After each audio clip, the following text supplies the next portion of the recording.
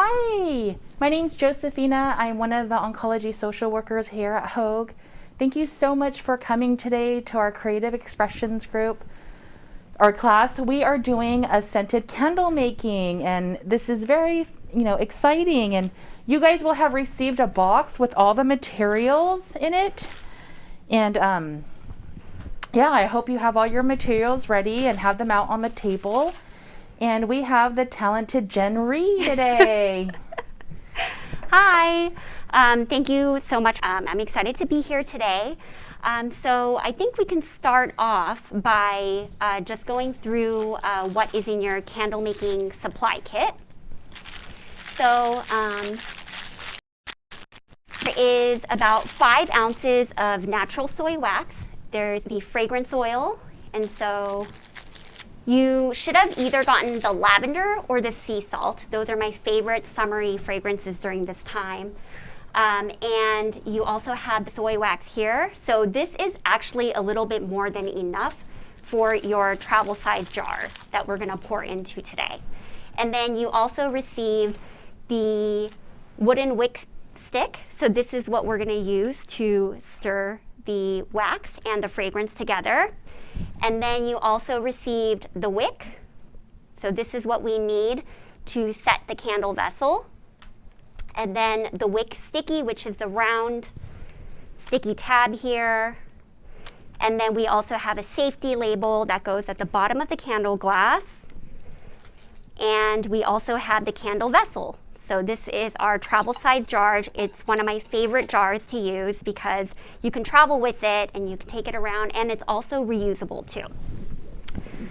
Okay, so to start off, we can talk about how to melt the wax. So these are biodegradable, microwavable cups that I've included in the candle making kit, and it comes with the lid. So we can either melt them in the microwave, the candle wax in the microwave, like so, and you just dump it into the cup. And then you can microwave it at 30 to 45 second increments, and just be mindful that the vessel might turn hot, so just kind of be careful when you're handling it. And after you do about 30 to 45 seconds at a time in the microwave, you're gonna just gently stir it until it's going to completely liquefy. And then another method that you can do it is melt the wax in a double boiler, or I also brought today a crock pot. It's important to not melt the candle wax in direct heat. So think of it like chocolate. You just want to have something to buffer the direct heat and the wax.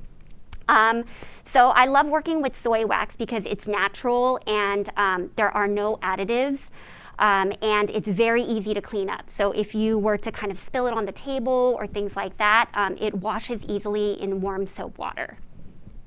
Okay, so we actually have the melted wax available here. So today we can kind of go a little bit more towards the scent making aspect, which is the most fun. And what I also recommend is that you can also use any of your favorite essential oils, and I really encourage that you can test and experiment with creating some of your favorite blends. I can kind of talk a little bit more about the French lavender and the sea salt fragrance oils that you have in your kit today. So the French lavender is one of my favorite oils because it's very fragrant and floral, but it's not super strong, and it's very fresh too. And obviously, lavender has so many aromatherapy, relaxation, and stress relieving qualities to it. So I thought it would be great to kind of add that in there. And then we also have the sea salt fragrance, which is one of my favorite summertime scents. So it's very fresh, but yet it's very grounding because there is a little bit of that cedar in it. And then what I also brought today was some of my favorite essential oils. So I do have a cedar wood here.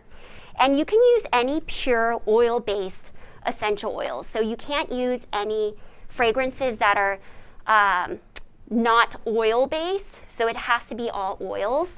And just keep in mind that, the essential oils are highly concentrated. So just a little goes a long way. Yeah. And then how do you know, how many oils can you mix together? You know, I think if you can mix at least like 2 to 3, I think that would be great. If you mix, you know, anywhere more than 5 to 6, then just kind of keep in mind to really just do like little small drops of the fragrance oil, because you don't want it to be super, you know, concentrated with the fragrance oil. Then the candle will not burn very well. So these vials that I included is exactly how much should go into this candle vessel today. So if you wanted to, you know, mix any of your essential oils, you can probably pour a little bit less than this. And then you can kind of blend to 2 or 3 different of your favorites. Yeah, so and don't overthink, you know, the exact proportion of it, because this is a really good like size in terms of how to make the candle. And also I included more wax in it too, so we don't have to get super, you know, measurement, you know, focused on it. So this is more than enough to fill this? Yes, correct. Yes. Perfect. Yeah. Okay, so I guess we can start with the candle making. So what we'll do is the first step is to prep the glass. So what you're going to take is the round wick sticker, and this is double-sided, and it's going to be used for your wick. So you have 1 wick in your kit, and then I basically take the round sticker cover off, so the top side is sticky, like so, and then we're going to apply a little bit of pressure like this, and then you're going to peel it off, and then there you have your double-sided wick tab that's ready to stick. And just kind of make sure that your vessel is clean. All of these vessels are pre-cleaned, but just make sure you don't have any debris in it. And then you're going to go ahead and place it in the middle of the glass. Oh, and then warning, these are super sticky, so once you stick it down, it's very hard to take off. So what you can do is you can either, you know, kind of point it straight in front of you if you wanted to really get it centered, and you can just gently press it right on top of the glass. And then let's say if you feel like the glass wasn't perfectly centered, don't worry, because we can figure out how to still make your candle burn. So don't stress too much. This is an anti-stress course. Okay? Perfect. Yes, perfect. And then just kind of give it a gentle tug and make sure that it's not going to fall off. But these are super strong. So, okay, so now we have our candle glass prepped. And then what we will do is let's make sure that we have our wick tab over here. And then this is our stir stick. So we're going to have that ready.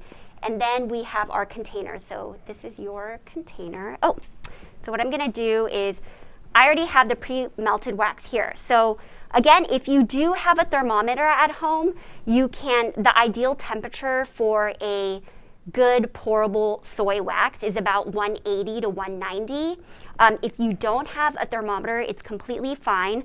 What you want to do is you want to melt it to the consistency of just a liquid form. So you want to make sure that all the white flakes have all, you know, melted down.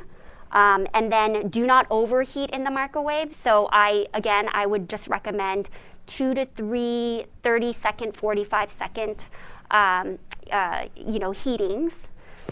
And then so you're going to have this kind of consistency right here. So what would happen if you overheated the wax?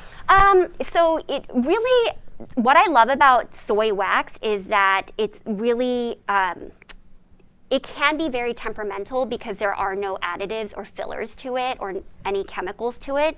But I consider it pretty forgiving. So even if you feel like it overheated, you can let it sit for a little bit. But the way that you can tell that the candle will start curing is if the color starts changing from clear to opaque. So you want to make sure that you work with the candle wax when it's completely melted like this. So just think that if it's more in the liquid form, then it will mix more easily with the fragrance oils. Perfect. Yes. So 30 to 40-second intervals. Yes. Yes. In the microwave. Yes. Perfect. Okay, I'm going to pour you your melted wax into your container. Okay, and then again, like once you get your kit, you could just melt the whole thing in here like this, and then you're going to get probably a little bit less than half of this container, but you know, I poured more. Okay. And then how long can you keep it out for? Like this, you know how it's melted? Oh, so it really depends on your environment. So if you're in a super cool area, then it's actually gonna start, you know, curing pretty quickly. And after we pour it, you can kind of see it, depending on how the time goes. But you'll kind of see it kind of curing in front of you pretty quickly. So it can take a couple minutes for it to harden. However, you want to start burning the candles like 24 hours after you let it harden, because that's when the fragrance and everything will cure beautifully together. And I could go more into that too. Perfect. After we pour it. Okay, so do you know what kind of scents you want to do today? Well, I have the lavender. Okay, perfect. So I like lavender. All right. Like what you said, it's really calming, especially before we go to bed. It's really relaxing. Oh, perfect. Okay, so you're going to use the lavender. I will use the sea salt. And then did you want to add any kind of blends today? Oh. So I have like a really lovely jasmine gardenia fragrance. I have a lemongrass, and I have a cedarwood today. Do you think cedarwood or you could and use some of this, yeah, the sea salt? Yes. Maybe I'll mix a little bit of sea salt and the lavender. And then also, all of these fragrance vials come with the protective cover, so you could just remove that cover. And that was just to help so it doesn't spill during shipping. Okay, and then we have our melted wax ready over here. Oh, and then when you heat this in the microwave, using a lid is optional. You don't have to. It will actually melt fine even without the lid, but this just came with it. So you don't have to put the lid on it when you're heating the candle wax. Okay. Okay, are you ready to pour your scent? Yes. Okay, so you said that you're going to do the lavender, and then do you want to do Well, I'll something mix else? it a little bit Oh, with the sea yes. salt. Okay, perfect. Yes. And then I could do the lavender as well. Perfect. So then we pour this into the... Yes, and then because you're going to be doing 2 of the fragrances, I would pour about half of that. Okay. So you can pour about half of that in. Okay, so I'll pour half of it in. Yep. Perfect. Ooh, a little bit more than half. That's okay. Okay. And then you can pour about half of the sea salt fragrance.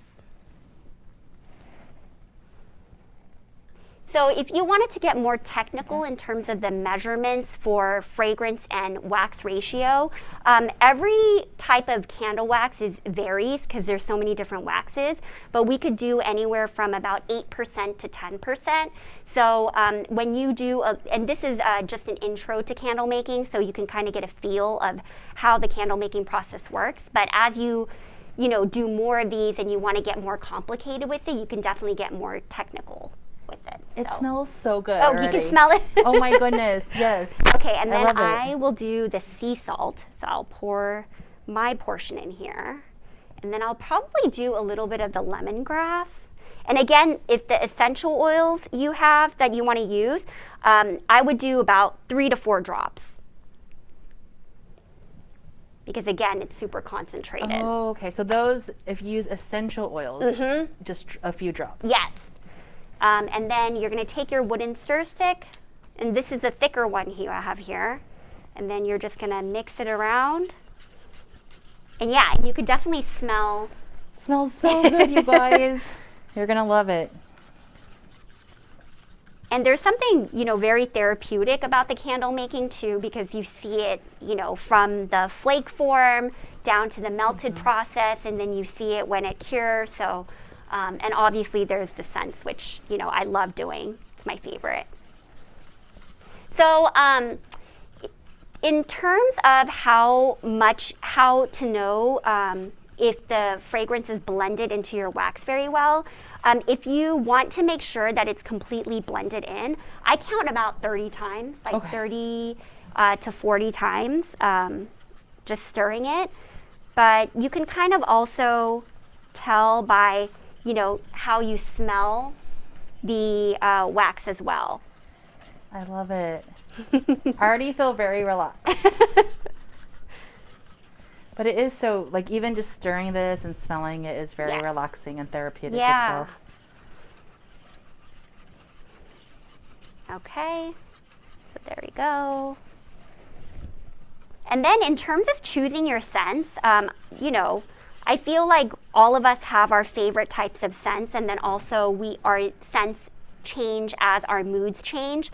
So when you want to decide what kind of fragrance to use, I think, one of the key points that I love to do is think about where or what time of day or when I would like to burn my candle.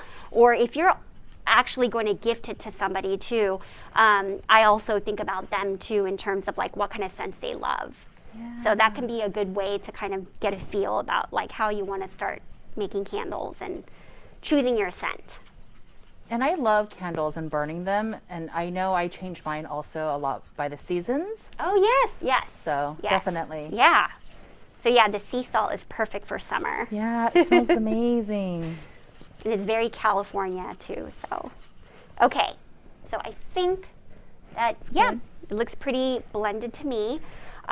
So now we're going to pour the wax into the vessel, and we can just kind of set that aside here.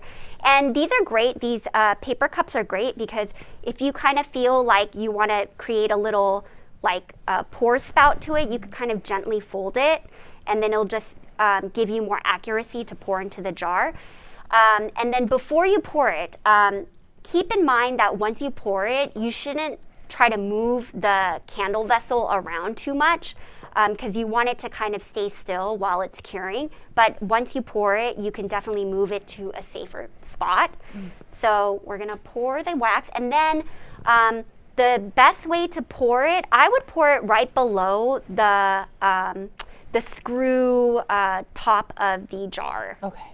So just right above the line over here. Okay, so you ready? I'm ready. Okay, so you can pour it in there. Perfect. Right there. There we go. Yep. And then I'll pour mine.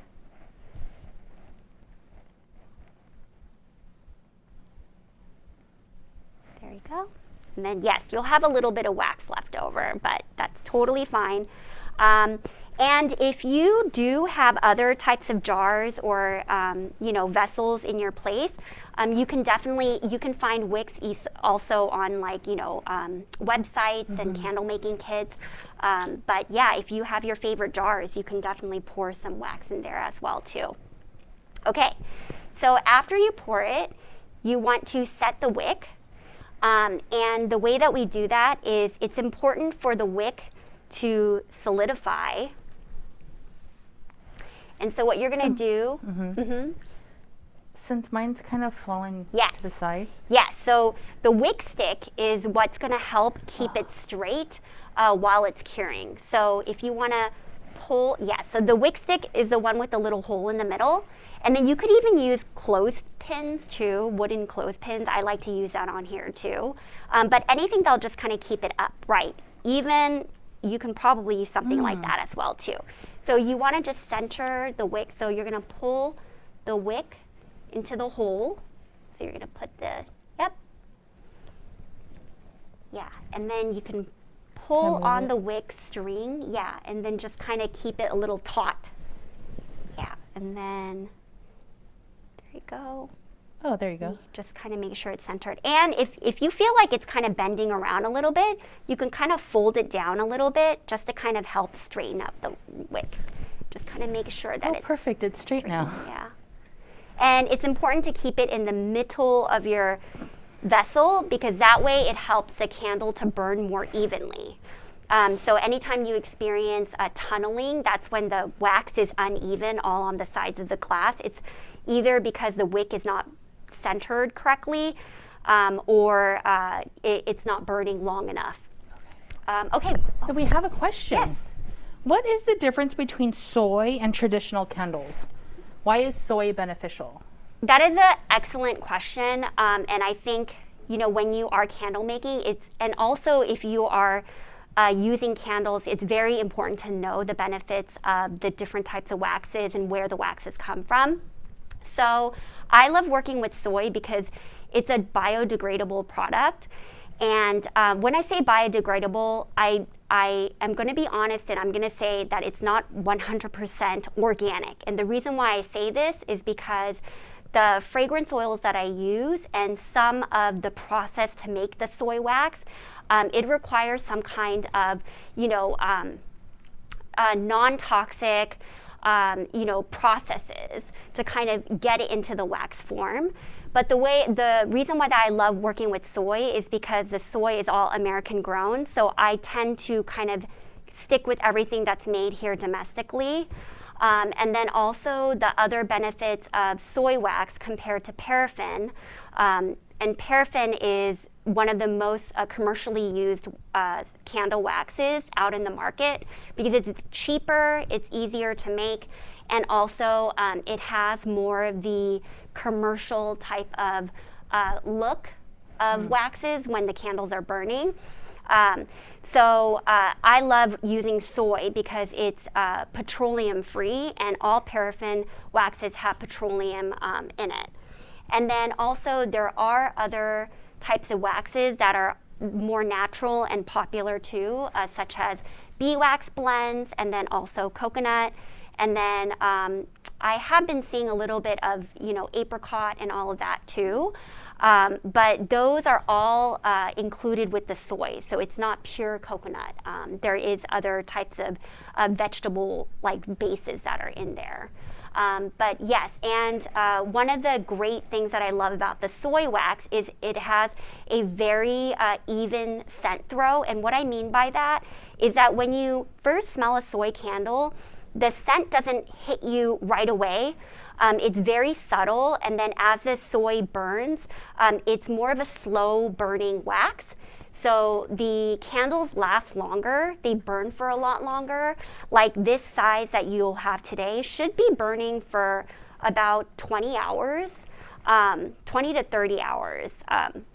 And also it's really easy to clean up. So again, if you spill any of the wax on the table or things like that, it cleans up easily with warm soap water. And then also you can reuse these vessels too after because again, it's very water soluble.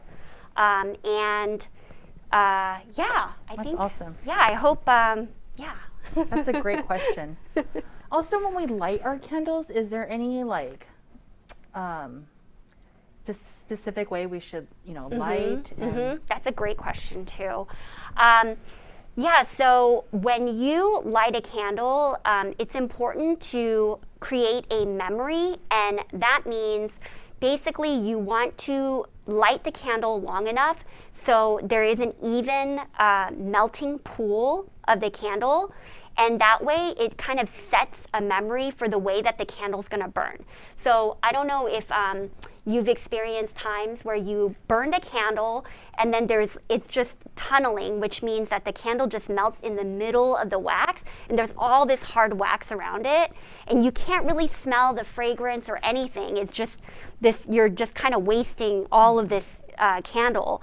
And that's called tunneling. And to avoid that, you want to let it burn until the top layer creates like a bigger melting pool. And before you burn it, I always recommend to cut the wicks, to trim the wicks. And what I use is these are all lead-free cotton core wicks. So these are all these are more of an eco-sustainable option for the wicks, and it's more better for our health as well too, because you are burning them. And as naturally cotton does, the more you burn it, it will naturally create a black soot, which is natural for the way that the cotton will burn. So I always encourage trimming the wicks because that way it eliminates any of the black, the black kind of soot that you'll kind of see, and it'll also keep your candle cleaner as well too. So we should trim the wick before our initial light up burn? And then what about as time goes on? Do we still continue to trim the wick? Yes.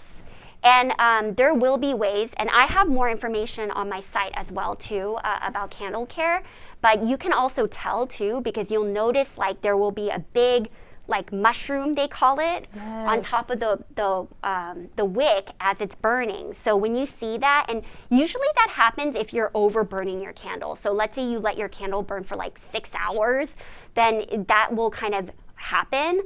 And again, it's very natural. It's like the carbon that's building up because it's an open flame object. So you just need to blow it, extinguish it, and then get rid of, trim the top of it, and then after, you can relight it again if you'd like. So should we not typically burn the candles all day long? Yeah, for my candles, I always encourage to not burn it for more than 4 to 5 hours at a time because, yes, sometimes if the candle is burning for a long time, it can actually like overheat the wax. It can kind of, maybe burn the fragrance sometimes. It really depends on the type of candles. So I think, intentional burning is something that's kind of like the beauty of enjoying a candle. Awesome. Yeah. So. Yeah.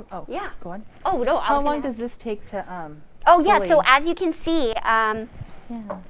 So kind of the cool process here is in the beginning, it was completely transparent. And it also, and as you are seeing the candle cure, you can kind of see the opaqueness happening. And how will you know that the candle is completely cured? When the entire vessel like solidifies. So it'll turn like a nice, beautiful, creamy white. And what I encourage is for you not to burn the candle until 24 hours later. And the reason why is because the longer that you let the candle cure with the fragrance oil and the wax, the more that the fragrance will give in its truest like form when it's burning. So you can definitely burn it tomorrow. Or if you really want to kind of, make the candle be at its fullest scent potential, then you can let it cure for 2 days. But awesome. Yeah. Yeah, but I could take any questions. Yeah, if you guys have any questions, you can type them in the chat box. It smells so good. I know. I need to. I can smell it. It smells really good. And then also, if you have other questions for you, they could. Oh, yes.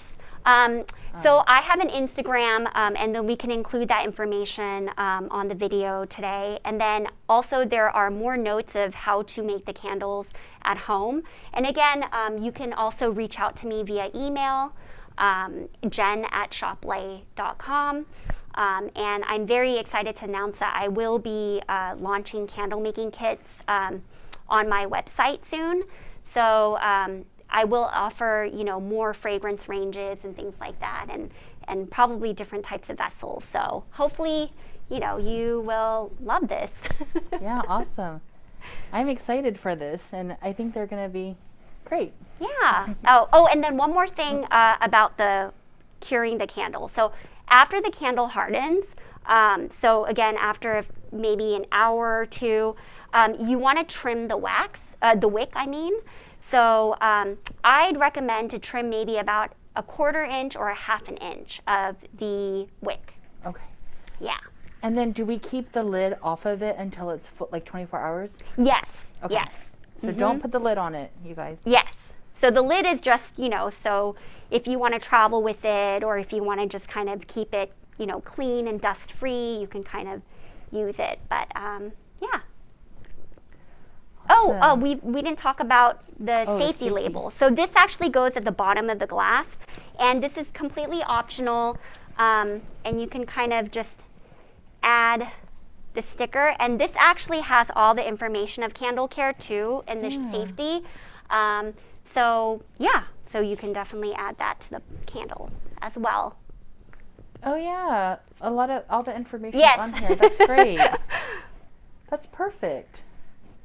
Oh, and we have a question. Perfect. Does the wax need to be completely clear when it is melted? Yes. Yes. So again, if it's, and then what we mean by clear is that it's not going to look white. It's going to have a little bit of that golden hue on it, but yes, it should be clear, meaning that all the wax flakes should completely melt. You don't want to see any of the, basically you don't want to see anything like this, like a milkiness to it, or any chunks of the wax on it. You want to make sure that it's in its like liquid form. So what happens if we've microwaved it 3 times and it's not clear? Oh yes, so you could just microwave it longer. And again, each of the microwaves, I know it has different types of, temperature and power. So yes, so if you feel like you've done it 3 times and it hasn't quite melted, pop it in again for another 45 seconds and just continue to kind of mix. Perfect. Can you share your website again? Oh yes. And say it slowly. Yes. Maybe spell it out. Yes. So it's www.shoplait.com. So it's SHOPLAIT,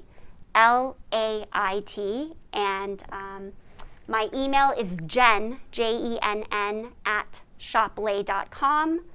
My Instagram handle is shoplait. Yeah, you can reach out to me via Instagram too if that's easier, and it'll be me. Very cool.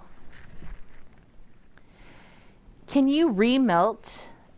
Good question. The unused wax? That's a great question. You can actually remelt the unused wax, but can you remelt candles? I don't recommend it. You can, and I have seen a lot of online tutorials where it says that you can remelt your used candle waxes. Again, I don't recommend that because there's so many different kinds of waxes, but if you have wax left over today, you can definitely remelt it, and you can probably use this container, the same container, in the microwave. If you feel like some of the liquid has kind of bled through, it should be fine. But be safe, you can kind of put a little saucer in it, just a little plate at the bottom when you're putting it in the microwave. Yeah, so basically once this hardens, I can just put my lid on it. Yes. And then if I want to remelt it, I could yes, just that should be microwave fine. Yes, and again, just kind of watch it, and I encourage just doing it in the small 30-second, 45-second increments, because again, you don't want to overburn the candle, and you just want to be, always be cautious when you're working with flames or heat or anything like that. So just the safety. But yes, if you do have wax left over, you could definitely reuse it. If you have some of this fragrance left over, you can use that as well too. Yeah. Perfect. Well, I think that wraps it up, you guys. That was so much fun. Thank you so much. Thank you so much for having me. I hope you really enjoy your candles.